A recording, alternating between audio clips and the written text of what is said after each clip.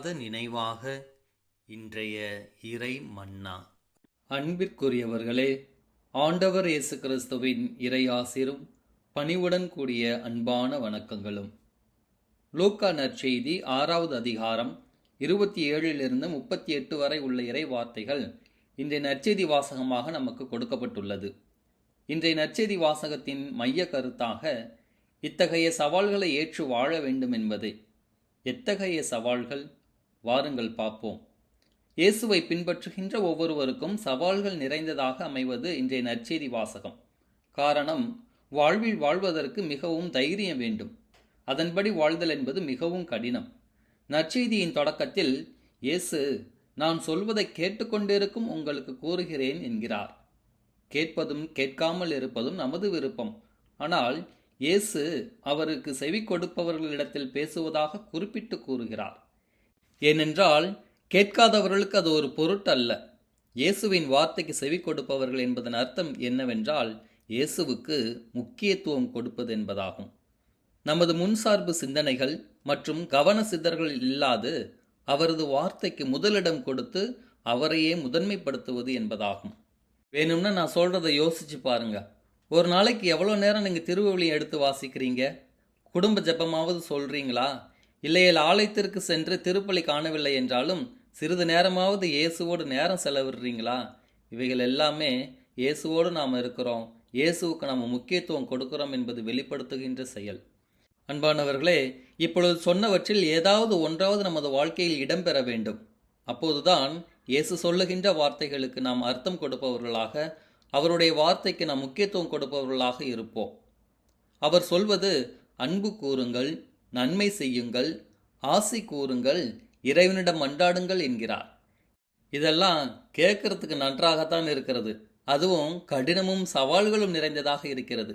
ஆனால் இப்படி இதையெல்லாம் யாரிடத்தில் அவர் காண்பிக்க சொல்லுகிறார் என்றால், பகைவரிடமும் அன்பு செய்ய வேண்டும், வெறுப்போருக்கும் நன்மை செய்ய வேண்டும், சபிப்போருக்கும் ஆசி கூற வேண்டும், இகழ்ந்து பேசுவோருக்காகவும் இறைவனிடம் வேண்டுங்கள் என்று சொல்லுகிறார். என்ன செய்ய போகிறோம்? வீட்டில் கிடக்கிற வேலையே நமக்கு கரெக்டாக இருக்குது. நம்ம யார் வம்புக்கு போகிறோம் வரோம்? நாம் உண்டு, நம்ம வேலை உண்டுன்னு இருக்கிறோம்னு நினைக்கிறீங்களா? உங்கள் உள்ளத்தோடு பேசி பாருங்கள், உங்கள் மனசாட்சியோடு பேசி பாருங்கள். உங்களுடைய மனசாட்சி பேசுவதற்கு கொஞ்சம் நேரம் கொடுத்து பாருங்க. நமக்கு பகைவர்கள் ஏராளம், நம்மை வெறுப்பவர்கள் அதனின்னும் அதிகம். சபிப்போர் யாரென்று வெளியே தெரியாது, இகழ்ந்து பேசுவோரும் அதிகமாகவே இருக்கிறார்கள். இது போன்ற சூழ்நிலைகளிலெல்லாம் நாம் எடுக்கிற ஒரே முடிவு பின்வாங்குவது தான். ஆனால் இயேசு இன்னைக்கு சொல்றாரு, என் பொருட்டு முன்னாடி எடுத்து வைத்து பாருங்கள் என்று. எவ்வாறு முன்னாடி எடுத்து வைப்பது? என் பொருட்டு நீங்கள் உங்களது ஈகோவை விட்டு கொடுங்கள். என் பொருட்டு உங்களது வரட்டு கௌரவத்தையும் வைராக்கியத்தையும் விட்டு கொடுங்கள். என் பொருட்டு உங்களது பிடிவாதத்தை விட்டு கொடுங்கள்.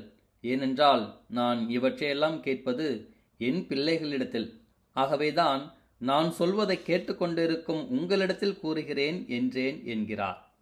சரி, இப்பொழுது சொன்னதெல்லாம் எப்படி செயல்படுத்த போறோங்கிறது தான் இன்றைய நற்செய்தி வாசகத்தின் 2வது பகுதியாக இயேசு நமக்கு சொல்லுகிறார். அதனை படித்து பாருங்கள். ஒரு கன்னத்தில் அறைந்தால் மறு கன்னத்தையும் காண்பியுங்கள். மேலாடையை எடுத்துக்கொண்டால் அங்கேயும் எடுத்துக்கொள்ள பார்த்தால் தடுக்காதீர்கள். கேட்கும் எவருக்கும் கொடுங்கள் என்று ஒரு பெரிய லிஸ்டே நமக்கு தராரு. வாசித்து பார்ப்போம், இன்ட்ரெஸ்டிங்காக இருக்கும். நீங்கள் நினைக்கலாம், இயேசு சொல்கிறதெல்லாம் செஞ்சால் வாழ்க்கையில் பொழைக்க தெரியாதவன் சொல்லிடுவாங்கன்னு.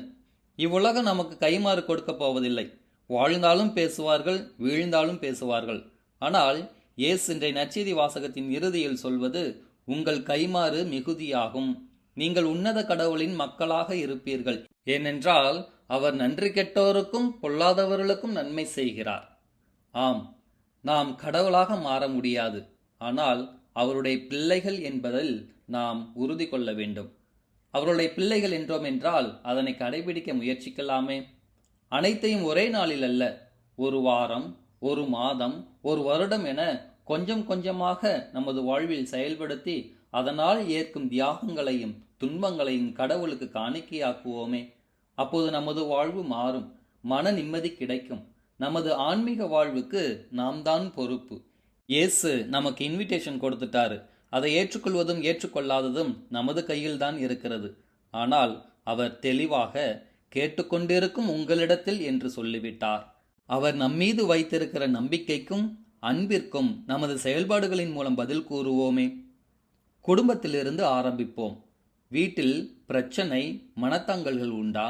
அன்றைய நாளுக்குள் பேசிவிடுவோம். பிள்ளைகளுக்கு முன்பு மற்ற மனிதர்களையோ அல்லது உற்றார் உறவினர்களையோ மட்டம் தட்டி அவர்களை பற்றி தவறாக பேசாதிருப்போம்.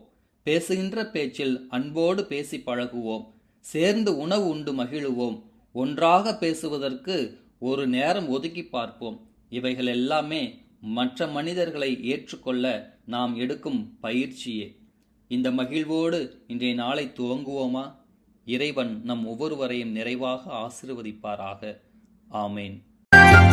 விருந்தின் வடிவில் அன்பர் இயேசு அழைக்கின்றார், உள்ளம் இணைகின்றார், விரைந்து வாருங்கள். விருந்தின் வடிவில் அன்பர் இயேசு அழைக்கின்றார், உள்ளம் இணைகின்றார், விரைந்து வாருங்கள். நானே திராட்சை கொடி, நீங்கள் கிளை என கனி தரவே அழைக்கின்றார். நானே நல்ல ஆயன், நீங்கள் மந்தை என வழி நடத்த அழைக்கின்றார். நானே திராட்சை கொடி, நீங்கள் கிளை என கனி தரவே அழைக்கின்றார். நானே நல்ல ஆயன், நீங்கள் மந்தை என வழி நடத்த அழைக்கின்றார். நிலையான உறவு மலர இறைவன் நம்மில் இணைகின்றார். நிலை வாழ்வின் கொடையெனவே தன்